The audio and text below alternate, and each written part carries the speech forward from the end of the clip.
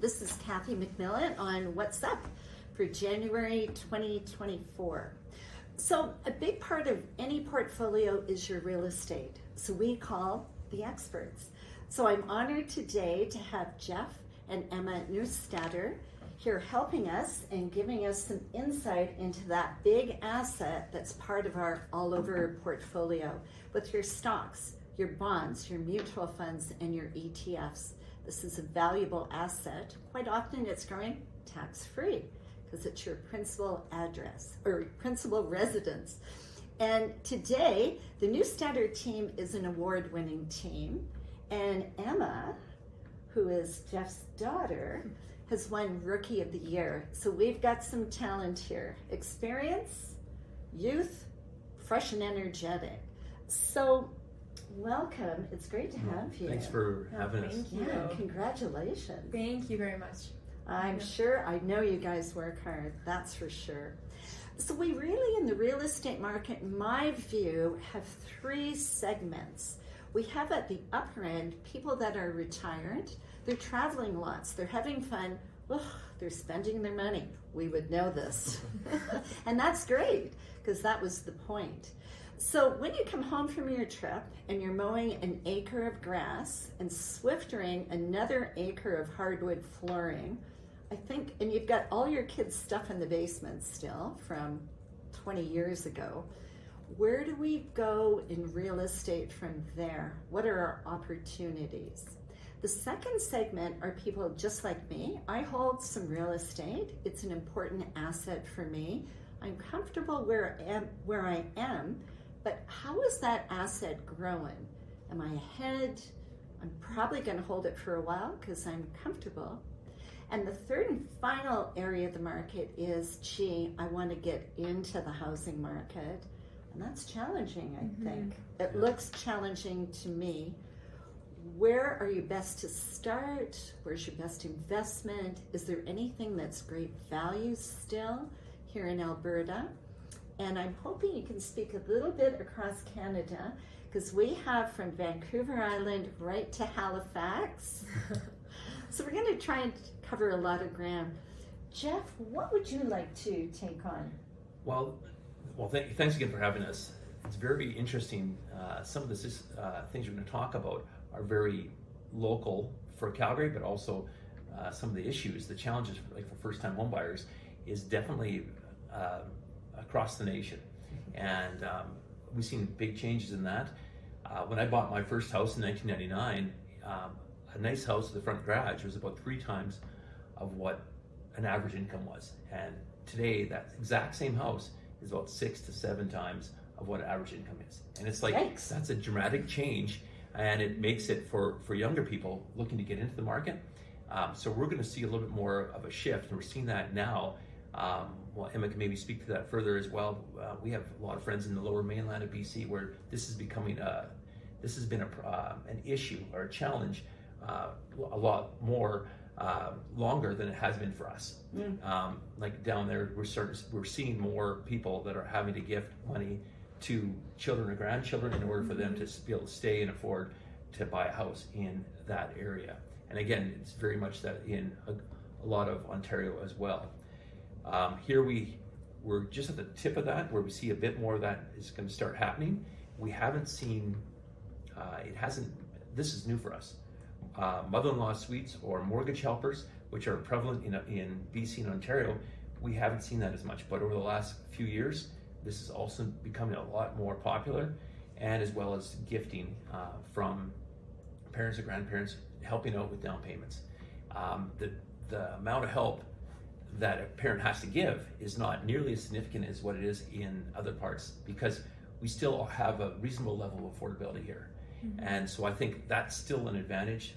We are seeing a lot of people coming from other jurisdictions looking to invest in Alberta, looking to invest in Calgary specifically. One of our advantages is that we don't have a land transfer tax. And for a lot of people, a lot of Albertans who have bought in BC or in other places, that is a significant barrier for transferring or flipping properties or buying and investing. It's something to consider. We don't have that here, and that's where people are looking at Alberta as a great one of the advantages that we have as far as investability. But in Quebec, they call it the bienvenue tax, which translates to welcome, here's the tax. Kind of good and bad about that. If I was someone looking for a first-time house, making average income, what's my opportunity in Alberta? Where's my entry point? And is it going to hold value? Well, one of the things that historically we've always heard, and always people have been telling you, buy that first house as quick as you can. Right now you have to be very careful because it's a very hot market across the country in a lot of different jurisdictions. Even I've heard now with Ontario being a very strong market, getting off to a strong start this year as well. You have to, 5 years ago, I was encouraging as many people possible, got to buy, because it was so, it was just made so much more sense to buy than to rent. And people were saying, well, we're going to rent, we're going to invest our money, and that didn't work out as much because we had this big surge up in value. Right now, you have to be careful because there is it is toppy in a few jurisdictions, and it is wise to, if you can rent for a little bit longer, if you have a rental opportunity that's not too pricey, build up a bigger down payment before you jump into it. But you have to, it's just not, any real estate is not just naturally a good investment. You have to pick your spots. And I am hesitant on, we've had a very busy start here to condos as well. And historically condos hasn't been as busy a market segment. It's always lagged compared to single family houses in Calgary and in Alberta. But people are doing it now, buying it because it's affordability, even though a lot of times they're encumbered with a larger condo fee, which can be a bit of a challenge as well. So it makes it less as of an investment. I don't like condos as a pure investment. Sometimes it's from an affordability standpoint, it makes sense. First step. Yeah. Yes. To get going, as long as that condo fee is in check. But I think there's great opportunities for, I'm in the business and I still believe in real estate, but you have to really, not every real estate investment is a wise one. So you have to really have someone you trust to walk you through this. As with anything, ask an expert. Yes. What about if we flip to the other market, which I see kind of in my future, but a ways out, which is I have stairs, I have a duplex, I have a bit of a yard. Eventually I'm going to travel a lot. Where do I go from that? I'm kind of thinking that house on a golf course, but I'm the tail end, as you are. We're the tail end of the baby boomers. Has that real estate been really increased in value? Where do I go? Is my house a good asset and a solid sell? So solid asset, solid sell, and we're seeing trends because of scarcity right now that we're experiencing in Alberta and also in Calgary. Well, and Emma, before that, I'm going to ask Emma to go over the numbers for the migration numbers for Alberta, if you wanted to talk about that, because that's. Oh yeah, absolutely. So for last year, they came out with the 2023 stats. So we have a lot of migration from Ontario and BC, but actually more than double than that. We've seen international immigration coming to Calgary. So over the last 12 months, we saw about 500 new people a day coming to Alberta. So tons of pressure and demand. Which I think, I don't know if you're going to go in this direction, but ultra low supply. So just as this morning, we have under 1,800 active total properties in Calgary. So that includes our apartments, townhomes, duplexes, detached, everything. Sounds low. What should it traditionally be? Yeah, you can maybe 5,000 to 7,000 would be a better number. So it's a seller's market. 100%. Yeah. We haven't seen things. Even with interest rates being a little bit higher, it hasn't really quelled it because the numbers are so out of whack between supply and the demand of in-migration. Like I said, 1/3 of that immigration is from other jurisdictions in Canada, and about 2/3 of that is international.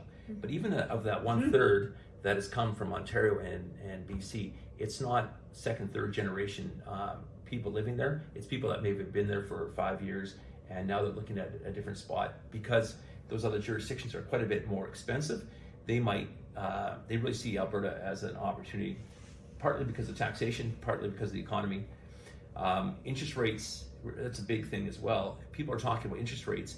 I saw today, I got an email from a mortgage broker that a 5-year fixed rate is 4.99%. That's the first time in a couple of years that I've seen something, a 5-year fixed rate below 5%. And which is a good rate. It's a good rate, and that's what same rate I bought my house back in 1999 as well. So it makes sense. It's got to be comes around. But it's we're not anticipating things to go a little bit lower, but for the most part, I don't think we're going back to the 2.5% anytime soon. So that gives you a little bit of comment and context in that aspect. So what I'm seeing in particular for our Ottawa clients, we're seeing a ton in downtown Ottawa of old government buildings. We have a homeless issue, we have a housing issue. We're seeing it in Calgary also, but we're seeing technology kind of enter, like Neo Financial. They're taking up some of the downtown real estate. Is there anything going on with refurbishing these old office buildings and doing something productive? Because frankly, I kind of love living downtown. Mm-hmm. Yeah. Me too. Yeah. Yes, I love it. Yeah. We're starting to see more of that, which is great to see. Mm-hmm. It is because they were purpose built for one purpose, and now it is costly to do that level of renovation. But it is good to see more utilization of the buildings. The homelessness challenge, or for people not being able to afford it, is because we just haven't. I'm very much pro more people coming to Canada. It's just that we need to have the houses lined up first. Infrastructure. We need to have the infrastructure. And it's great. We have so much land and opportunity for so many people. We just need to build houses and have places to come, instead of people coming and then prices going up on rents and people getting forced out and not having a place to go. So it is a solvable problem, and we just haven't had it measured or thought through. And so that's part of the problem. And it's not just one jurisdiction. It's across the board, across Canada, where that is a challenge. And so our expectations are so high. My parents, their first house was a 1-bedroom, 1-bathroom. Yeah. Nobody's gonna look at that now. So what about the multi-use real estate, where you buy an older home and you have a rental property down below? Is that helpful? Do we still have some of that? Kind of first home, you need some help, get some revenue. Again, it was never that way before. It was more common. It's been that way for 15, 20 years in different jurisdictions across, but not in Alberta as much. That was very much the exception and not the rule. But that has switched very much, where people are always looking for a way to bring in extra people to help pay for this higher price. So it definitely is, and it's changed the way people are looking. You mentioned before about your situation, right? Well, maybe down the road I'm going to want something maybe one level. There is a lot of people that are going to be looking for that type of product, the one level product, the maintenance-free product. There's a lot of people. So downsizing, well, I've been doing this for 22 years, and that's the hardest thing. And people have all their items from different stages of life in the basement. Well, what do we do with all this stuff? The purge. So downsizing, it's a huge challenge, but there's going to be still a lot of pressure on that type of product for for bungalows or villas, or even nicer apartments, because there's a lot more people that are going to be like that. I don't know if you remember, about 8 years ago, they were always talking about how baby boomers, how they're going to sit back and there's going to be this big, they're all going to leave, and house prices in the higher end estates is just going to collapse. Well, we haven't seen anything of that. And it's been just the opposite of that. And there's a lot of, that's where I always want to advise, is that people got to be careful where they get their advice from. But there was a lot of people 5 years ago, 7 years ago, saying, hey, just real estate's not what it's cracked up to be. Just sooner, and you have to, I believe in real estate, but it has to be on the right timing. But all that, those stories, and I'm sure a lot of people can remember that, when they were saying that when the boomers start retiring, all these houses are going to be sitting here, we can buy them up for $10, and it's just the opposite has happened. And I think we have to, it's going to stay strong.